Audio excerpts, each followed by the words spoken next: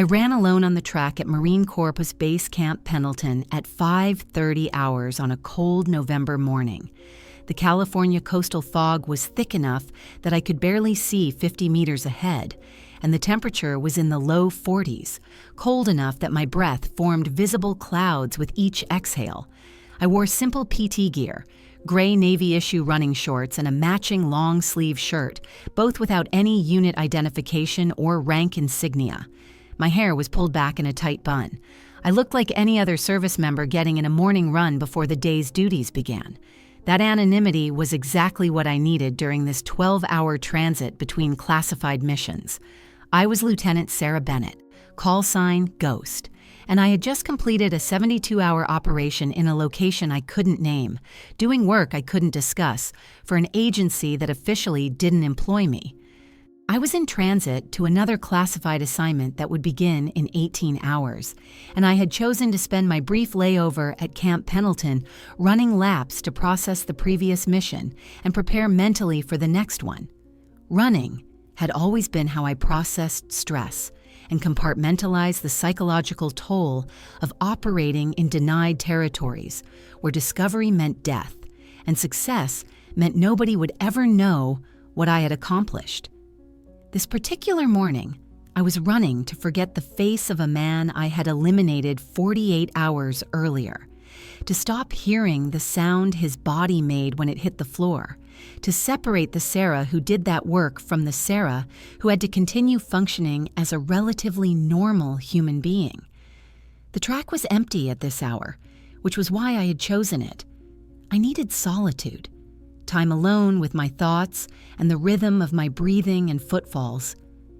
I was on my 6th lap, settling into the zone where physical effort quieted mental noise, when I heard voices approaching through the fog. A group of 5 men emerged from the mist, all wearing SEAL PT gear, all moving with the casual confidence that came from being among the most elite warriors in the military. They were corporals, probably in their mid-20s, likely assigned to training or support roles between operational deployments. They noticed me running and their conversation paused as they assessed my presence on their track at their training time. I continued running at my steady pace, hoping they would simply move on to whatever training they had planned and leave me to my solitude. Instead, they positioned themselves near the track, watching me approach. I ran past them without acknowledgement, focused on maintaining my rhythm and my breathing. One of them, a tall corporal whose name tape read Johnson, called out as I passed, "Hey, recruit!" I didn't respond. I wasn't a recruit, and his tone made clear he was looking for entertainment rather than providing legitimate correction. I continued running, completing the lap and coming around toward where they stood. Again. This time, Johnson stepped closer to the track, forcing me to alter my path slightly to avoid him. "I'm talking to you, recruit. Your running form is terrible. You're going to injure yourself running like that." I slowed to a stop, my breathing elevated but controlled, and looked at him with a neutral expression. "I'm not a recruit. I'm just getting in a morning run." Johnson looked me up and down with obvious skepticism. He saw what I had deliberately presented. Someone in plain PT gear without obvious rank or unit identification, alone on a track where SEAL personnel typically trained. Then you should know this track is reserved for SEAL training during these hours. Recreational running is on the other side of base. His tone was dismissive, clearly expecting me to apologize and leave. I wasn't aware of any reservation. I didn't see any posted schedule. Another corporal, whose name tape read Martinez, joined the conversation. "Doesn't matter what you saw or didn't see. This is our training time. And honestly, your form is bad enough that you need correction anyway. 10 more laps. Focus on your stride and your breathing. Maybe you'll learn something." The group laughed, clearly enjoying themselves at my expense. I could have resolved this immediately, could have shown identification that would have made their entertainment turn to horror, could have explained who I was and what I actually did for a living. But I had learned over 8 years of operating in classified programs that sometimes the path of least resistance was simply compliance. 10 laps would add maybe 30 minutes to my morning. It wasn't worth the confrontation or the attention that pushing back would create. And honestly, part of me found the situation grimly amusing. These young SEALs, proud of their elite status and their physical capabilities, had no idea they were hazing someone who operated at levels they couldn't imagine, conducting missions they would never be cleared to know about. "Fine," I said simply.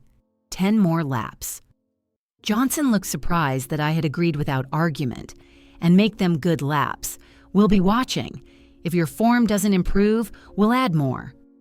I nodded and resumed running, settling back into my rhythm, now with an audience of 5 SEALs who were critiquing my form and making jokes among themselves.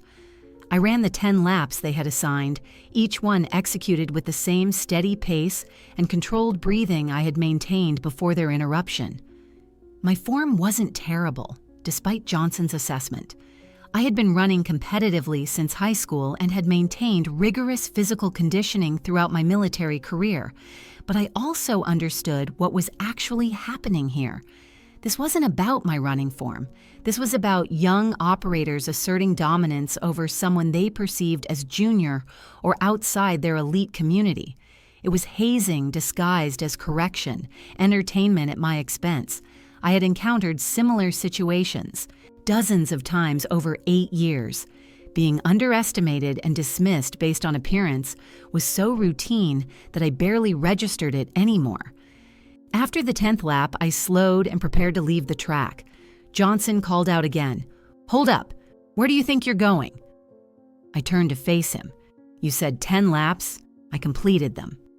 He walked closer, his companions following, all of them clearly enjoying their authority over what they believed was a junior enlisted person or possibly a recruit. "Yeah, but your form still needs work. Tell you what, another 10 laps. Really focus this time. Show us you can follow instruction." Martinez added, "And if you're going to use SEAL training facilities, you should at least meet SEAL standards.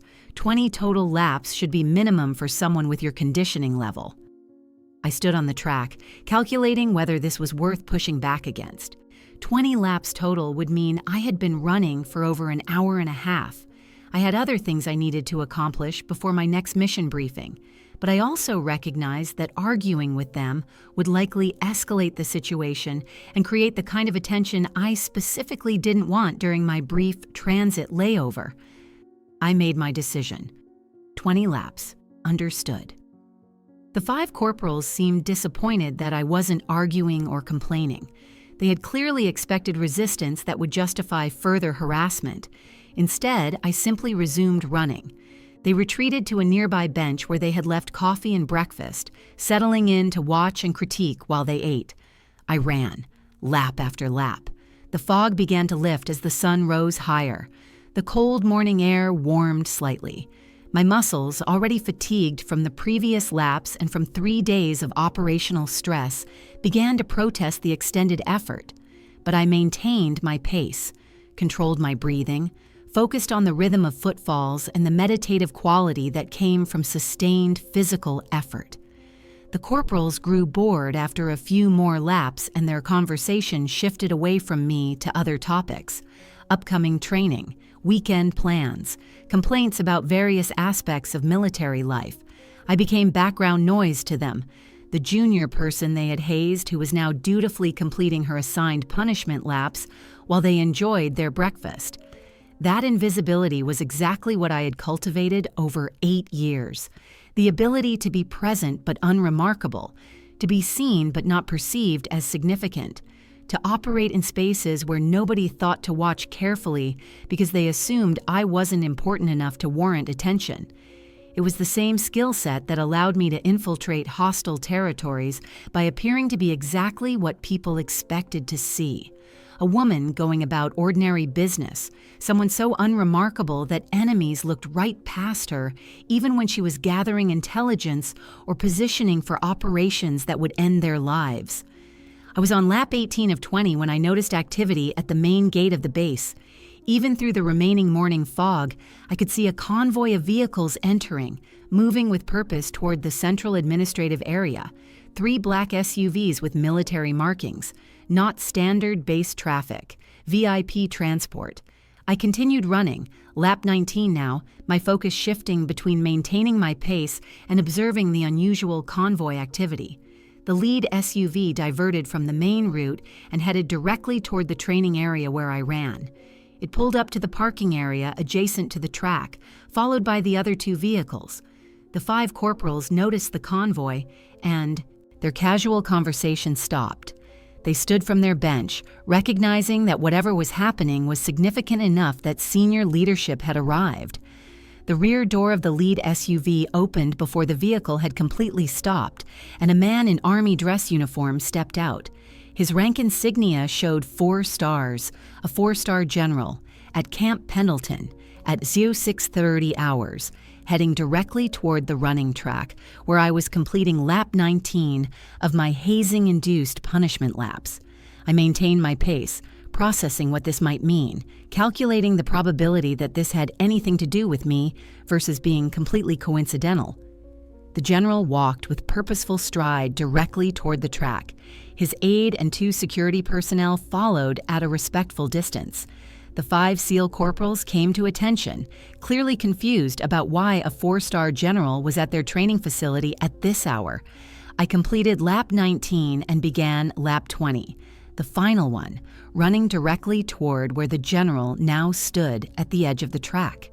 He watched me approach, his expression serious and formal. I slowed as I reached him, preparing to veer around and complete my final lap. Instead, the 4-star general stepped directly into my path, came to attention, and rendered a crisp salute. Lieutenant Bennett. I stopped completely, returned the salute, and felt the situation shift from surreal to something I couldn't quite process. The 5 SEAL corporals stood frozen, their coffee forgotten, their faces showing dawning comprehension that they had made a catastrophic error in judgment. The general held his salute until I returned it, then reached into his uniform and pulled out a small presentation case. Lieutenant Sarah Bennett, call sign Ghost. I am General Marcus Raines, Vice Chief of Staff of the Army. I am here at the direct request of the President of the United States.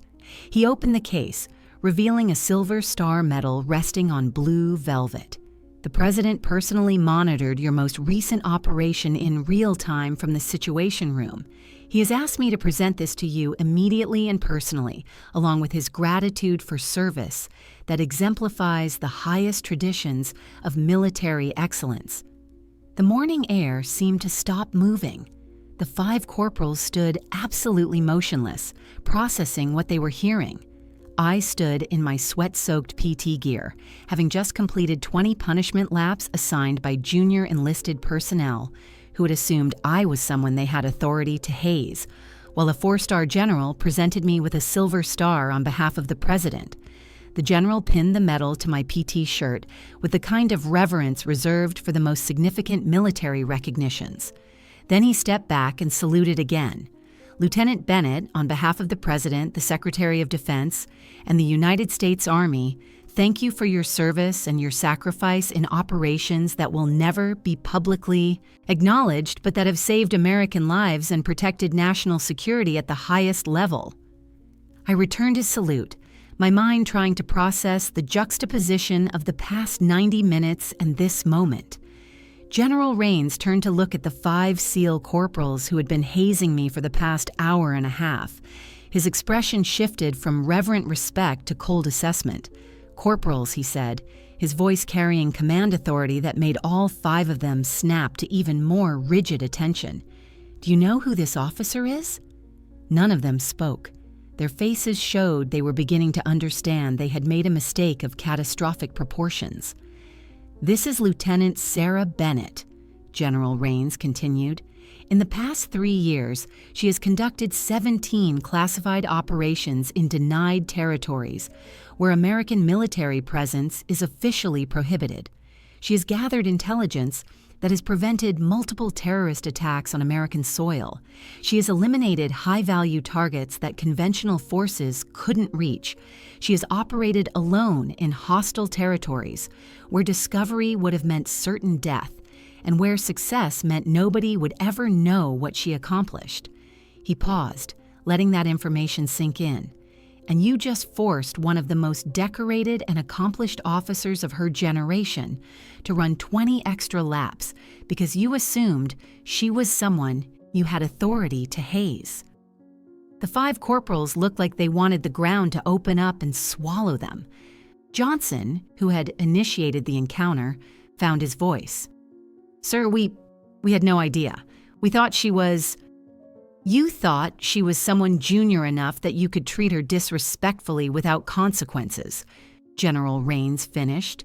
"You made assumptions based on her appearance and the fact that she wore plain PT gear without obvious rank identification.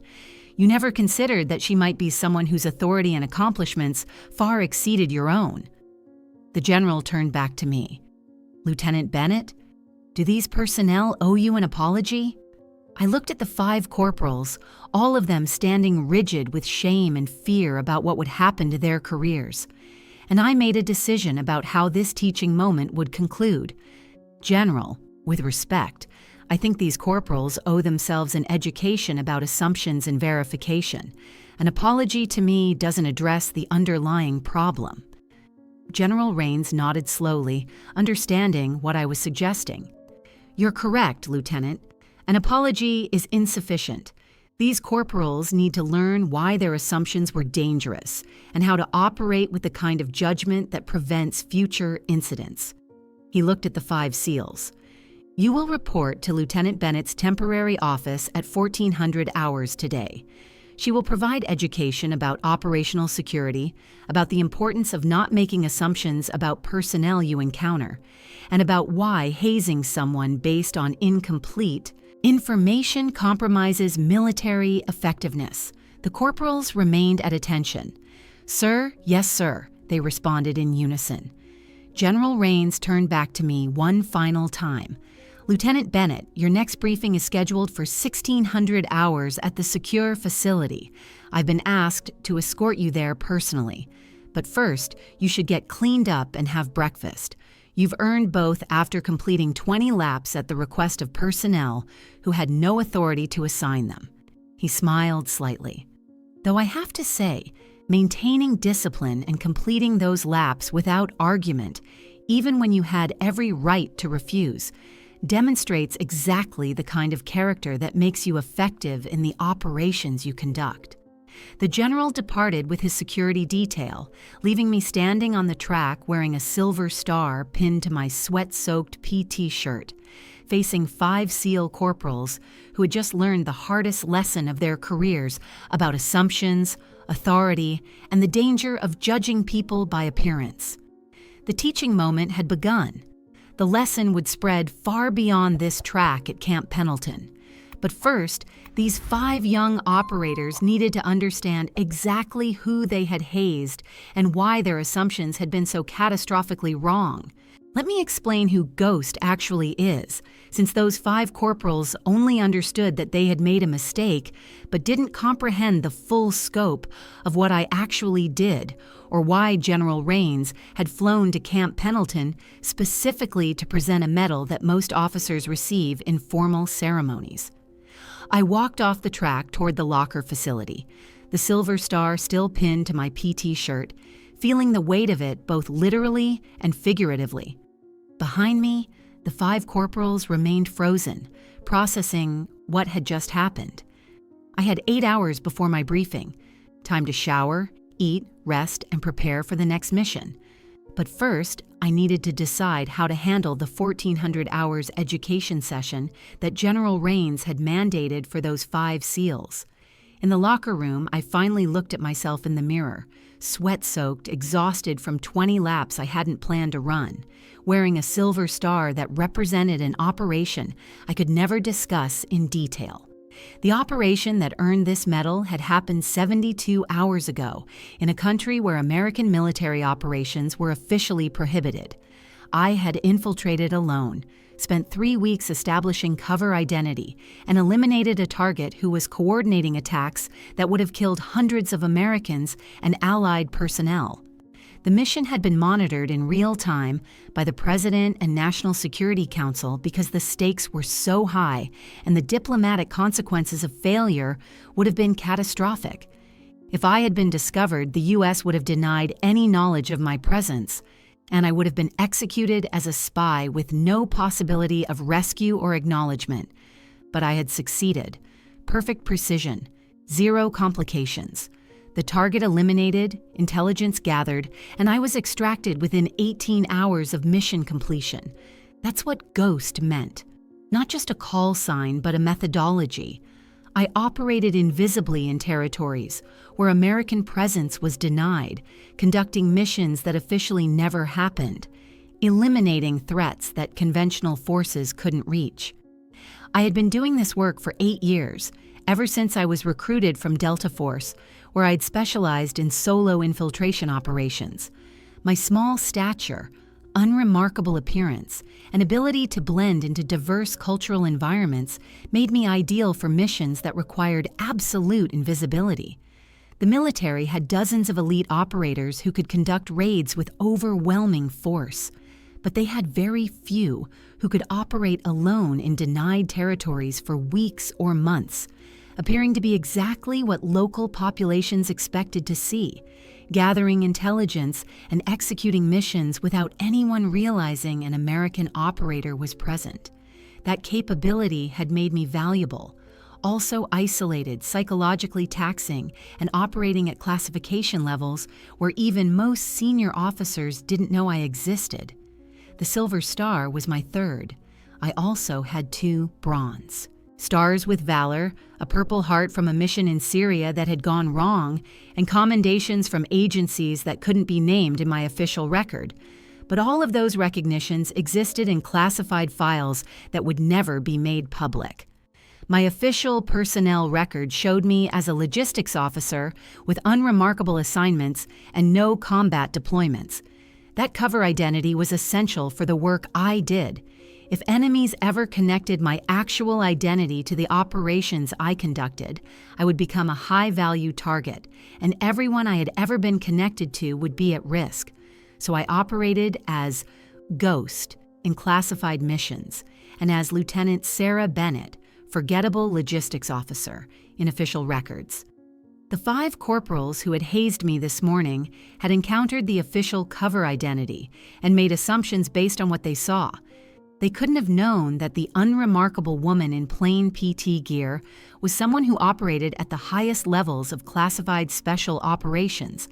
That was exactly how the system was designed to work. My effectiveness depended on being consistently underestimated and overlooked. After showering and changing into a fresh uniform, I went to the dining facility for breakfast. The story of the general's arrival and the medal presentation had already spread through the base. Personnel who saw me entering looked at me with new recognition, though they still didn't understand what I actually did. I ate alone, preferring solitude, processing the previous mission, and mentally preparing for the next one. At 1400 hours, I walked to the temporary office that had been assigned to me for my brief layover. The 5 SEAL corporals were already there, standing at attention outside the door, having arrived early. "Inside," I said, gesturing for them to enter. They filed in and remained standing at attention until I told them to sit. I sat behind the desk and looked at each of them in turn, assessing their body language and expressions. They showed shame, fear about their careers, and confusion about who I actually was and what authority I possessed. "At ease," I said, "we're going to have a conversation about what happened this morning, why it happened, and what you need to learn from it." Johnson spoke first, his voice tight with stress. "Ma'am, we need to apologize. What we did was completely inappropriate. We had no right to force you to run extra laps. We made assumptions based on your appearance, and we failed to verify who you were before confronting you." I held up a hand, stopping him. "Your apology is noted, but I'm not interested in apologies. I'm interested in whether you understand why what happened this morning was dangerous beyond just being disrespectful." Martinez asked carefully, "Ma'am, can we ask who you actually are? What you actually do? The general said you conduct classified operations, but we don't understand what that means." I pulled up a briefing on my laptop, though most of the content would be heavily redacted. "I'm going to tell you what I can, which isn't much. but you need to understand enough context to learn why your assumptions this morning revealed vulnerabilities that could get people killed in operational environments. I showed them a map with several locations marked. Over the past 3 years, I've conducted 17 operations in countries where American military presence is officially prohibited. I operate alone, under deep cover, for extended periods. My missions involve intelligence gathering, targeted eliminations of high-value individuals, and operations that support national security objectives that can never be publicly acknowledged. The 5 corporals listened with growing understanding. I continued, "My effectiveness depends entirely on being underestimated and overlooked.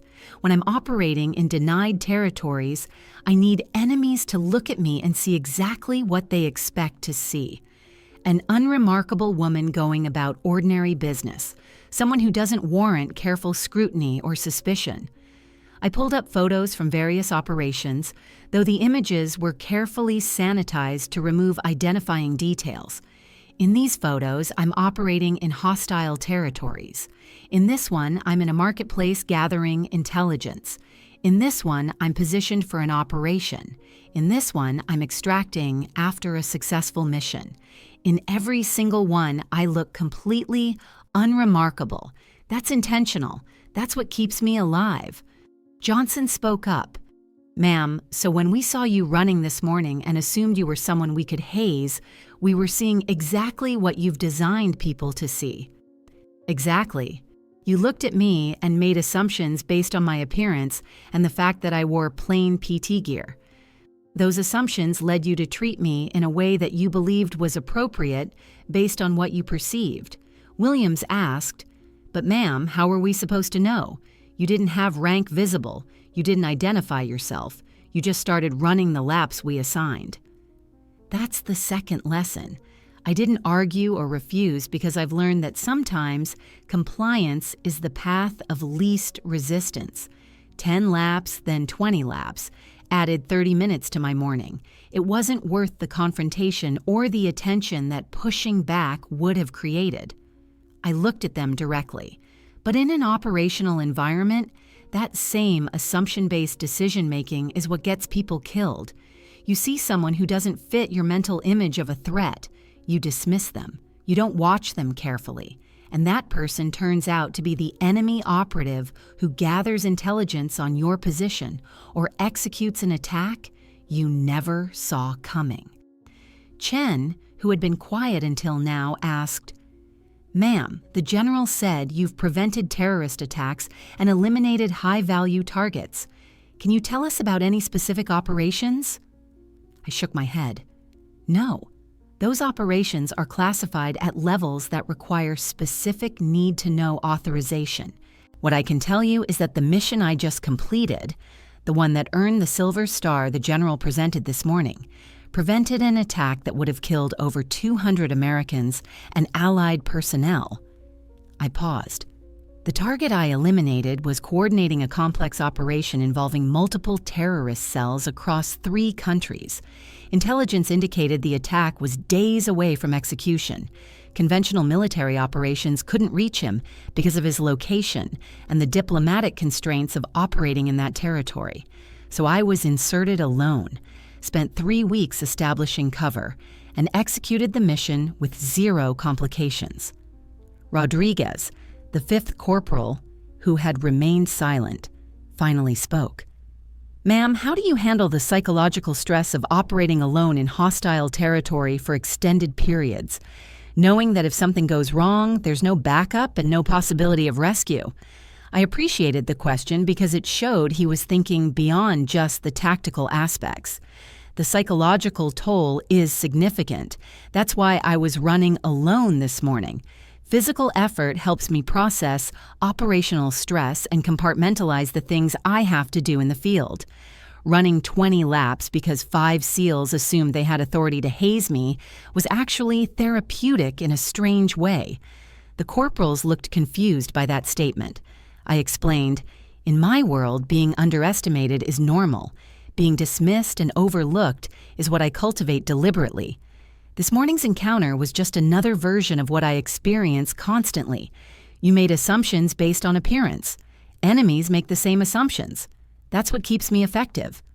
Johnson asked, "Ma'am, do you ever wish you could operate with the kind of recognition that conventional operators receive? Teams, backup, public acknowledgement of your accomplishments?" "Sometimes. But I chose this path because I understood what it required.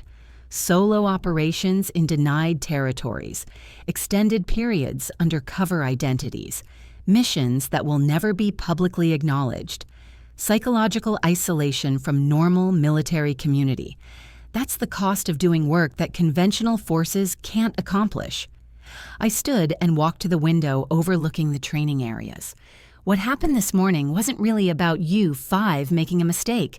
It was about a culture that creates assumptions about who looks important and who doesn't, about who deserves respect and who can be casually hazed, about judging people by surface appearance rather than verifying before acting. I turned to face them. The general's presentation of the Silver Star was dramatic and public specifically to create a teaching moment. The story of 5 SEALs who forced a decorated operator to run extra laps will spread through Camp Pendleton, through the SEAL community, through the broader military. That story will remind people to question their assumptions and verify before judging. Martinez spoke up. "Ma'am, what happens to our careers now? Will this incident end our time in the SEALs?" "That depends on what you learn and whether you can transform this mistake into expertise that improves how SEALs operate. I'm recommending to your command that you undergo additional training on operational security, cultural intelligence, and the importance of verification before assumption. If you complete that training successfully and demonstrate genuine growth, your careers continue. If you can't learn from this, you'll be reassigned to positions where your judgment won't compromise operations." All 5 nodded seriously. "We want to learn, ma'am," Chen said. "We want to understand why our assumptions were dangerous and how to operate with better judgment." Good. That's the right attitude, because the lesson here isn't just about respecting officers or not hazing people. It's about understanding that in special operations, the most dangerous people rarely look dangerous. The most effective operators are often invisible until they need to be seen, and assumptions based on appearance are tactical vulnerabilities that enemies exploit. I pulled up a final briefing slide. For the next 30 days, you're assigned to cultural intelligence training with operators who specialize in denied area operations. You'll learn about cover identities, about operating invisibly, about how to assess situations without making assumptions. At the end of that training, you'll either understand why what happened this morning was dangerous, or you'll wash out. The session concluded with the 5 corporals understanding that their casual hazing of someone they assumed was junior had revealed fundamental gaps in their operational judgment.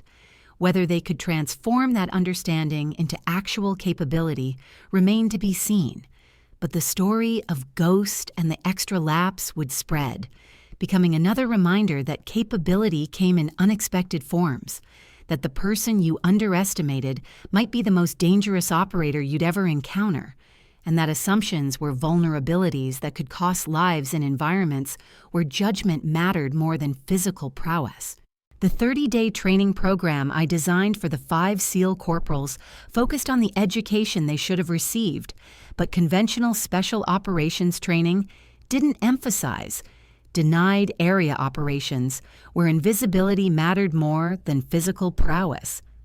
I coordinated with Camp Pendleton to bring in instructors who specialized in the work I did: cultural intelligence officers, deep cover specialists, and operators who had spent years conducting solo missions in hostile territories.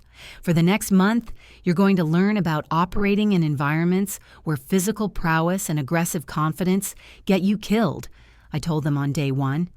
You're going to understand why the most effective special operations often look nothing like what you imagine elite warfare to be. The first week focused on cultural intelligence and cover identity development. An instructor who had operated in the Middle East for 12 years explained how he had lived as a journalist, businessman, and aid worker, always appearing to be exactly what local populations expected to see. Johnson asked, "Sir, how do you maintain your actual identity when you're living undercover for months?" The instructor smiled slightly. "You do lose yourself to some degree. That's part of the psychological cost. You compartmentalize so effectively that sometimes you have to remind yourself which identity is real." The second week focused on assessment without assumptions. An intelligence analyst showed them case studies where terrorists successfully conducted attacks because security forces made assumptions about who looked dangerous. "The most successful enemy operatives are the ones you don't notice," she explained. "They've mastered the same skills we teach our deep cover operators. They exploit your assumptions about who poses threats." Martinez asked, "Ma'am, so when we saw Lieutenant Bennett running and assumed she was someone we could haze, we were demonstrating the same vulnerability that allows enemy operatives to move undetected." "Exactly. You made a judgment based on surface appearance without verification. In a training environment, that led to embarrassment. In an operational environment, that gets people killed." The third week involved practical exercises in San Diego. I gave them surveillance detection missions where they had to identify undercover operators I had positioned in crowded public spaces. They failed repeatedly. They watched obvious candidates who looked alert and moved with purpose, completely missing operators who appeared to be tired mothers with shopping bags, elderly men reading newspapers, teenagers absorbed in phones. After the third failed exercise, Williams expressed frustration. "Ma'am, how are we supposed to identify people who are specifically trained to be unidentifiable? You're not supposed to identify them easily, that's the point. But you need to learn to question your initial assessments, to verify rather than assume." I showed them footage from their exercises where they had followed decoys while actual operators gathered intelligence on their patterns undetected. The fourth week brought everything together with a complete surveillance operation in a controlled environment. They approached it with aggressive SEAL confidence and were identified within 40 minutes. I showed them how my team had conducted similar surveillance successfully by operating as individuals with no obvious connection, dressed and behaving like ordinary civilians, using communication methods that appeared completely mundane. On the final day, I conducted individual evaluations. "Corporal Johnson, tell me what you learned over the past 30 days. "Ma'am, I learned that everything I thought I understood about elite operations was incomplete. I was trained to be physically dominant and aggressively confident. Those traits are valuable in direct action, but liabilities in denied area operations where invisibility matters more than capability demonstration." He paused. "When I saw you running and assumed you were someone I could haze, I was demonstrating the exact vulnerability that enemy operatives exploit. I judged based on appearance without verification. In training, that led to embarrassment. In operations, that could lead to death." The evaluations continued through all 5 corporals, each demonstrating genuine growth and commitment to operating with better judgment. On the final day, I brought them back to the track where the incident had occurred. 30 days ago, you forced me to run 20 laps because you believed you had authority over someone you perceived as junior. Today, I want you to run 20 laps with me, not as punishment, as partners, as operators who now understand that capability transcends appearance. We ran 20 laps together, not as superior and subordinates, but as operators who had learned important lessons about assumptions and verification. After we finished, I gave final remarks. "You came into this training having made a significant mistake. You're leaving with education that should make you more effective operators." The story of this incident is spreading through the military. 5 SEALs who forced Ghost to run extra laps. A 4-star general arriving to present a Silver Star. That story will be told for years, reminding thousands of operators to question assumptions and verify before judging. I looked at each of them.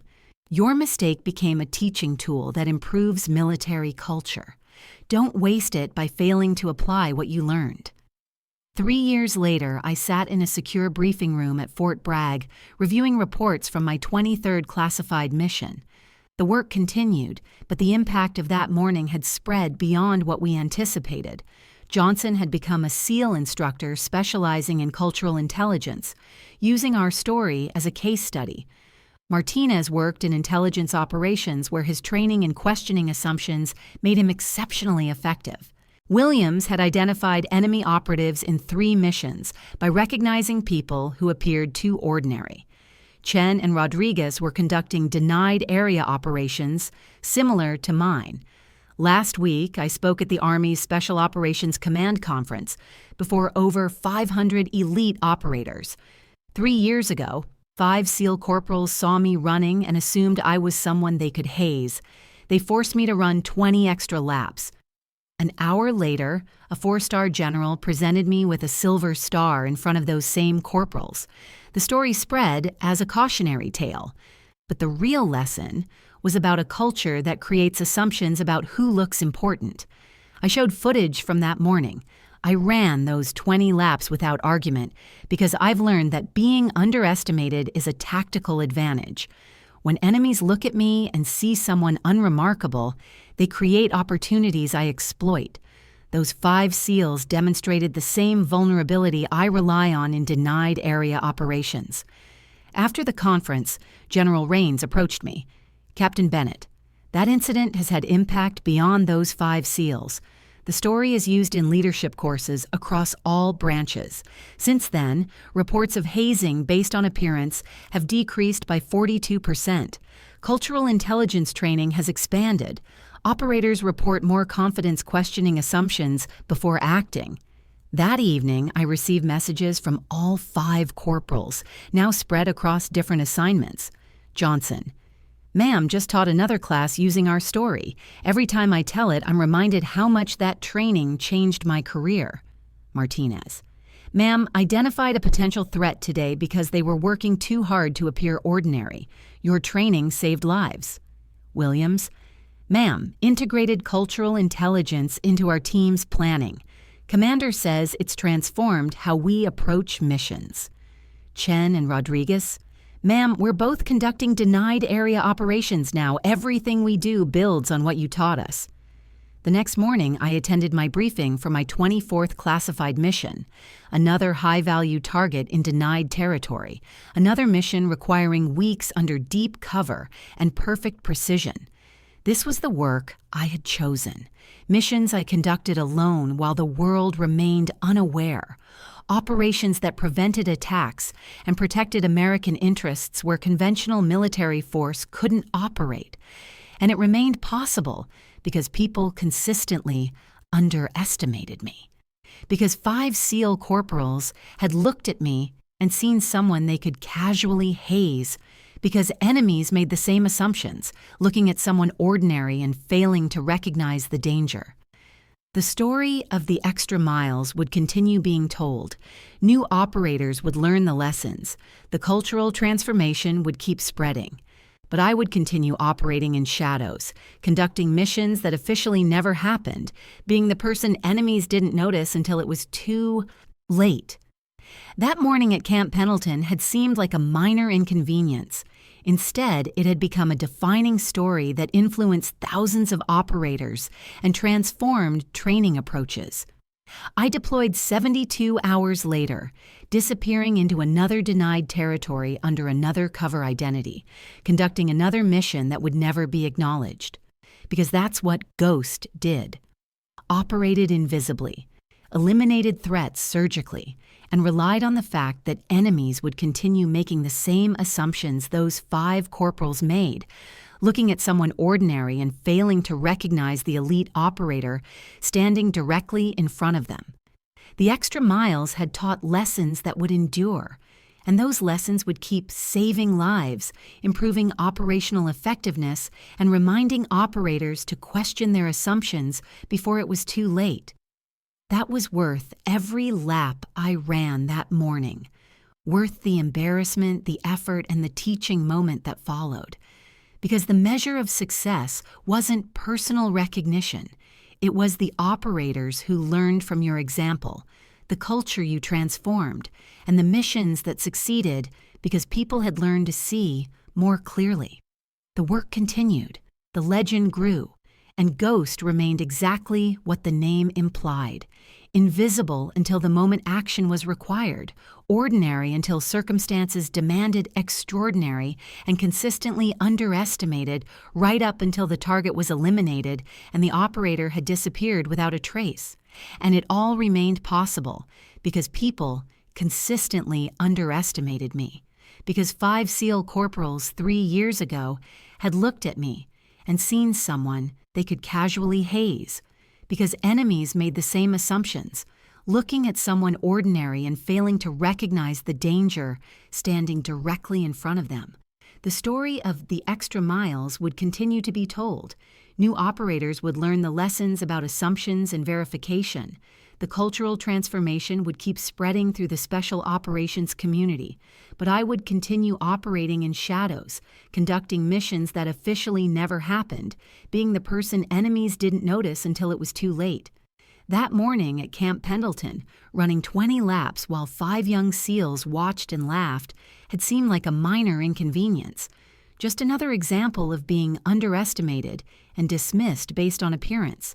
Instead, it had become a defining story that influenced thousands of operators, transformed training approaches, and reminded everyone that capability came in unexpected forms. The work would continue, the missions would evolve, and I would keep operating as Ghost, invisible until the moment action was required, underestimated until circumstances revealed exactly how dangerous ordinary could be. That was the legacy of the extra miles. Not just 20 laps on a cold morning, but a fundamental shift in how the special operations community understood assumptions, assessed threats, and recognized that the most effective warriors were often the ones nobody saw coming. I deployed 72 hours later, disappearing into another denied territory under another cover identity, conducting another mission that would never be acknowledged. Because that's what Ghost did: operated invisibly, eliminated threats surgically, and relied on the fact that enemies would continue making the same assumptions those 5 corporals had made, looking at someone ordinary and failing to recognize the elite operator standing directly in front of them. The extra miles had taught lessons that would endure long after I moved on to whatever came next. And those lessons would keep saving lives, improving operational effectiveness, and reminding operators to question their assumptions before it was too late.